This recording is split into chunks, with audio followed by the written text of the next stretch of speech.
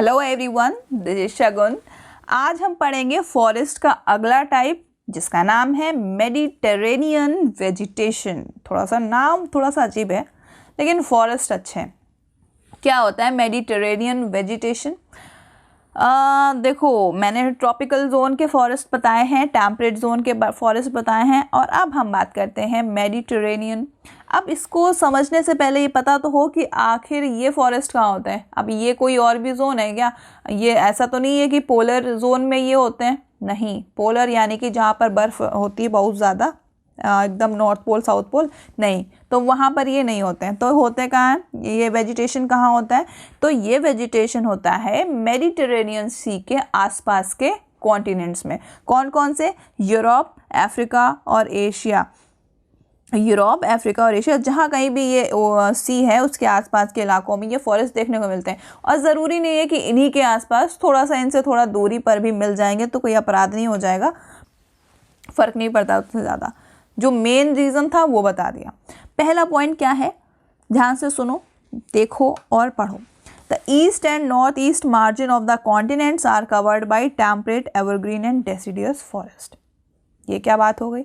इन्होंने कहा आप लोगों ने ईस्ट और नॉर्थ ईस्ट मार्जिन, अब फिर से डायरेक्शन आ गई, फिर से तुम परेशान हो गए। अब देखो कैसे समझना है, हम थोड़ा सा अर्थ बना दें, डायरेक्शन बना दें, वरना फिर तुम्हारा डब्बा गोल हो जाएगा। ऐसी अर्थ है भाई, ऐसी बनी है। ऊपर तुम्हारा है नॉर्थ, नीचे है साउथ, फिर है ईस्ट और फिर है वेस्ट। अब यहाँ पर क्या बोला है कि ईस्ट और नॉर्थ ईस्ट मार्जिन, ईस्ट यानी कि ये इधर पूरा वाला हिस्सा, ये ईस्ट की तरफ जितना भी इलाका है, और नॉर्थ ईस्ट यानी कि नॉर्थ ईस्ट के बीच में पाए जाने वाले जितने भी एरियाज़ होते हैं उन्हें नॉर्थ ईस्ट बोलते हैं। ठीक, तो इन्होंने बोला कि आप लोगों ने इस पूरे मार्जिन को, जो ईस्ट और नॉर्थ ईस्ट वाला पूरा हिस्सा है, इस पूरे मार्जिन को आप लोगों ने एवरग्रीन और डेसिडियस फॉरेस्ट में डिवाइड कर दिया है, मतलब कवर कर दिया है। तो मैंने कहा हाँ, इसमें कौन सी बड़ी बात थी, ऐसे फॉरेस्ट थे तो उनको डिवाइड करना पड़ा। तो बोले रुको, हम कुछ और भी कहना चाहते हैं। मैंने बोला क्या कहना चाहते हो? तो इन्होंने कहा the west and south west margin of the continent are different. इन्होंने कहा ठीक है, लेकिन हम ये कह रहे हैं कि जो ये वेस्ट है और साउथ वेस्ट वाले कॉन्टिनेंट हैं ये थोड़ा सा डिफरेंट है। मैंने कहा ठीक है, डिफरेंट है तो बताओ कैसे डिफरेंट है। तो देखो अब क्या है, दे हैव मेडिटेरेनियन वेजिटेशन। उन्होंने कहा ओ, यहाँ पर मेडिटेरेनियन वेजिटेशन होता है। मैंने कहा अच्छा, सुनने में तो बड़ा अच्छा लग रहा है, लेकिन होता क्या है? तो उन्होंने कहा it is mostly found in the areas around the Mediterranean Sea in Europe, Africa and Asia, hence the name. अब ये फर्जी लिख दिया। कहने का मतलब ये है कि ये उन इलाकों में पाए जाते हैं, मतलब मेडिटेरेनियन सी के आसपास के जो कॉन्टिनेंट है वहाँ पर ये मेडिटेरेनियन वेजिटेशन देखने को मिलता है। मैंने कहा अच्छा ऐसी बात है, ठीक है, और थोड़ा बताओ। फिर उन्होंने बताया this kind of vegetation is also found outside the actual Mediterranean reason. मैंने तुम्हें बताया ना, ज़रूरी नहीं है कि इन्हीं के आसपास के इलाकों में ये फॉरेस्ट हो, यानी कि वेजिटेशन हो। आसपास के भी इलाके हो सकते हैं, जैसे कि यूएसए में कैलिफोर्निया, साउथ वेस्ट अफ्रीका का साउथ वेस्ट वाला हिस्सा, साउथ अमेरिका का साउथ वेस्टर्न वाला पार्ट, उसके बाद ऑस्ट्रेलिया का साउथ वेस्ट पार्ट। इन इलाकों में भी इस तरह का वेजिटेशन देखने को मिलता है। मैंने कहा ठीक है भाई, ये तो तुमने बहुत बता लिया कि कहाँ पर देखने को मिलता है, यहाँ पर बहुत जगह बता दी, लेकिन होता क्या है, क्या इसकी खूबसूरती है, इसकी क्वालिटी क्या है? तो उन्होंने कहा ठीक है बताते हैं। 5वां पॉइंट देखो क्या है, 5th point, these regions are marked for hot dry summers and mild rainy winters.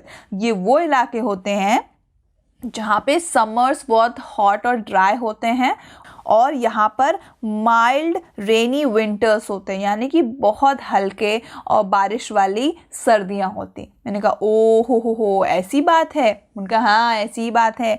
मैंने कहा और कुछ बताओ? क्या ठीक है, और कुछ बता देते हैं, ये तो पता ही है तुमको।